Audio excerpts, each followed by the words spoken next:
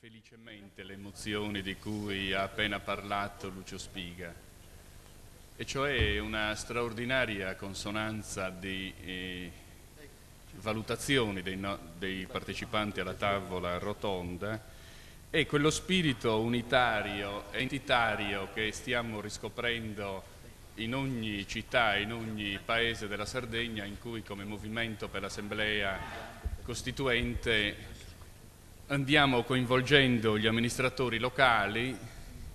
Abbiamo fatto settimana scorsa un'assemblea con gli amministratori di Oristano, ce ne sarà un'altra a Nuoro dopodomani e poi a San Luri il 14 e arriveremo a metà gennaio con una riunione di tutta la Sardegna, delle persone che intendono, dei sardi che intendono impegnarsi in questo movimento. E questo leitmotiv dell'identità e dell'unità sta saltando le appartenenze partito e le appartenenze di schieramento per porre ai sardi il tema della novità e il tema della loro dignità. Siamo anche alle ultime ore, agli ultimi decine di minuti di questo convegno che volutamente ha voluto ripercorrere la storia moderna della Sardegna rileggendola come un federalismo mancato, reinterpretando il triennio rivoluzionario, la rivolta di Cagliari, la figura dell'Angioi in contesti abbastanza diversi, non solo come iniziatori di una Sardegna moderna, ma di una Sardegna che iniziata in un antagonismo ai francesi poi ha fatto proprie le idee di libertà, dell'antifeudalesimo, del contrasto col regime autoritario. E abbiamo letto l'Ottocento, la rinuncia al regno, la figura di Tuveri e il movimento dei combattenti come altrettanti occasioni per affermare la soggettività del popolo sardo. C'è un elemento che può accomunare quello che noi stiamo facendo oggi ai periodi precedenti e soprattutto al primo dopoguerra e al triennio rivoluzionario. Non c'è nessuna rivoluzione in corso, non veniamo da nessuna guerra mondiale, però una cosa c'è: puntiamo su noi stessi, sui nostri diritti. Non è stato sempre così. Guardiamo l'articolo 13 dello Statuto e i piani di rinascita. Certo, il piano di rinascita è scritto nello Statuto, ma chi ha la mia età sa che ci sono voluti 15 anni per far diventare pratica applicazione l'articolo 13. E concretamente cos'è che ha mosso lo Stato italiano, i ceti dirigenti dello Stato italiano a finanziare, non ad affermare, a finanziare i piani di rinascita? I piani di rinascita iniziano dell'Ottocento, Coco Ortu è stato uno degli iniziatori. Cosa ha portato il governo di allora? Le inchieste parlamentari, e le inchieste parlamentari derivavano e dal banditismo e dalle inchieste sulle miniere, sulla nostra miseria o sulla nostra devianza. La prima guerra mondiale era il premio, la legge del miliardo, quella data a Pili nei primi anni del sardofascismo, derivavano da un'operazione di integrazione dei combattenti all'interno del Partito Nazionale Fascista e dalla risposta al valore dei sardi, non alla soggettività dei sardi. Nella seconda guerra mondiale, dopo nell'autonomia, pensiamo alle inchieste sul banditismo, il famoso discorso del Lusso del 53, il piano di rinascita e le altre edizioni, 67, nuova ondata di banditismo, nuovo piano di rinascita. Sì, è vero, queste cose non si scrivono, ma i piani di rinascita sono stati il frutto di una mediazione tra la devianza sociale del banditismo, interpretato dagli intellettuali urbani o di origine agricola, ma ormai in città, che hanno reinterpretato la protesta deviante in protesta popolare e quindi costringendo il governo a finanziare. Niente di tutto questo oggi. Oggi, come nel triennio rivoluzionario, come dopo la Prima Guerra Mondiale è nata una nuova classe dirigente in Sardegna. Ci sono le potenzialità di una nuova classe dirigente, con sentimenti europei, a forte cultura, con motivazione morale, ed è in questa classe dirigente che è distribuita in tutti i paesi e che è presente e consapevole, non è casuale quello che è successo in Consiglio regionale, non è frutto solo del gioco degli schieramenti, se non c'è una pulsione profonda, che oggi possiamo, attraverso un messaggio ai sardi, l'Assemblea Costituente non è un nome, vediamoci, parliamo del nostro futuro, decidiamo noi, perché possiamo anche decidere di tornare indietro, possiamo anche sbagliare, ma un popolo che fa la sua Assemblea Costituente poi ha gli strumenti, può farne un'altra tra 20 anni per cambiare la sua strada se i risultati non sono raggiunti. Mentre invece se noi facciamo come con lo statuto che ci è stato dato, il famoso statuto triato, se noi accettiamo supinamente, passivamente anche il miglior statuto, anche per gli indipendentisti, la migliore indipendenza, non l'abbiamo scelto noi, non l'abbiamo scelto con la nostra gente.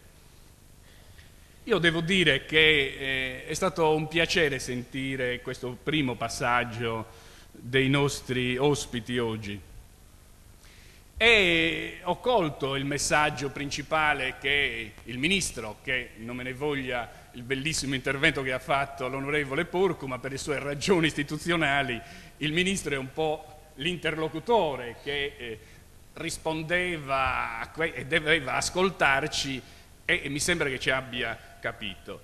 E nel suo discorso c'era questo invito: mettetevi d'accordo. A Roma abbiamo bisogno che voi siate uniti. E individuava alcune figure che dovrebbero essere sopra le parti a fare un'azione di mediazione, di approfondimento. Ecco, direi che da parte del Movimento per l'Assemblea Costituente c'è un'assoluta disponibilità. In tante riunioni, in tante assemblee fatte, non c'è mai stato un elemento aggressivo, un attacco frontale nei confronti di chi è contrario all'Assemblea Costituente. C'è stata sempre una disponibilità, una attesa che si capisca, una fiducia nelle nostre ragioni, più che delle debolezze, delle ragioni altrui. Ma si può fare anche il contrario. C'è una possibilità dei sardi che stanno in Sardegna ai sardi che stanno a Roma, perché anche loro si mettono d'accordo, perché sono anche dei sardi che non stanno in Sardegna che a Roma portano la divisione, e si potrebbe fare anche il contrario a partire da questo convegno, e cioè che a Roma si riuniscano, che discutano, che capiscano la potenzialità di questa iniziativa e che poi ci vediamo insieme, voi e noi. C'è nella storia degli uomini politici sardi una costante che io, che mi sono occupato di storia del partito sardo, ho colto. Quasi tutti i leader sardisti che nella gioventù si sono battuti per la Sardegna, che hanno sofferto, penso a Lussu, penso a Titino Melis, l'altro grande dirigente del partito sardo, e che da anziani a significare lo stato della non libertà del nostro popolo, si sono delusi del nostro popolo. C'è una famosa lettera di Michelangelo Pira a Titino Melis in cui affronta il problema se i sardi siano delle puttane, perché Lussu diceva e gli scriveva che i sardi l'avevano tradito dopo la seconda guerra mondiale, che avevano votato a partiti che non li avrebbero difesi. Lo stesso Titino Melis negli ultimi, parlo di due leader sardisti che conosco meglio per averli studiati, negli ultimi anni si poneva questa domanda: se i sardi non siano dei miserabili, che non sono in grado di prendere in mano il loro futuro. Ma poi potrei proseguire, Simo Mossa, anche lui ha espressioni di grande risentimento. Perché non ci risponde il nostro popolo? Perché non ci ha risposto? E dall'altro c'è un altro fenomeno. I politici sardi, che non sono sardisti, hanno una tendenza alla fine della vita a diventarlo sardisti E noi abbiamo parecchie memorie di già democristiani, già comunisti, già socialisti, che alla fine della vita scrivono come se fossero sardini. Proviamo a pensare, è speculare dello stesso processo. Da una parte c'è il risultato non raggiunto di una battaglia della vita e dall'altro c'è il senso di colpa per non aver combattuto questa battaglia. Non si può in Sardegna essere sardi e non giocare la propria vicenda in Sardegna. Non si entra nella storia italiana se non si entra anche nella storia sarda. E questo è il messaggio che io un giorno l'ho scritto in una lettera a Cossiga, abbastanza garbatamente, ma che non ho paura di rivolgere, perché mi sembra una costante storica, un qualcosa che si legge, quasi una missione non compiuta, quasi un dovere che i nostri politici dovevano adempiere e non hanno adempiuto. Per adempiere questo dovere la vera forza morale dei sardi è il coraggio. Partire dalla nostra debolezza perché insieme col nostro popolo acquisiamo forza. È un problema di legame tra popolo e classe dirigente. La classe dirigente è tale se crede anche attraverso e nonostante le debolezze del suo popolo, perché ha fiducia in un riscatto, tutti i popoli che si sono liberati, perché la storia d'Italia non è così. A noi in liceo non ci hanno fatto studiare l'inno all'Italia di Petrarca, che è a metà del 300, e ci ritroviamo gli stessi accenni in Leopardi che è nell'800. E la logica non è lo stesso contro le divisioni dell'Italia, contro l'incapacità della classe dirigente di rappresentarlo, un appello all'unità. In questo è la differenza tra la Sardegna e le altre regioni. In questo noi siamo il popolo sardo che si confronta e si riaffaccia a tutta l'Italia.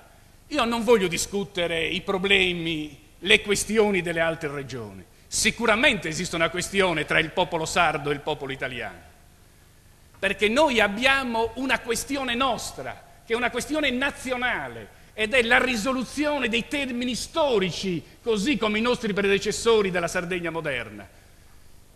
È chiaro che se io andessi in Assemblea Costituente sosterrei queste tesi e sono pronto a sentire altri che hanno altre tesi, e che la lettura della storia della Sardegna che io ho è precisa e si inserisce in un determinato filone, e mi rendo conto che ce ne possono essere altri di filoni. Sì, ma per metterci e discutere al livello con cui abbiamo discusso oggi, che avete discusso voi, con quegli accenti, con quel disinteresse, non è questo che ci manca in Consiglio regionale a chi ha l'occasione di andarci.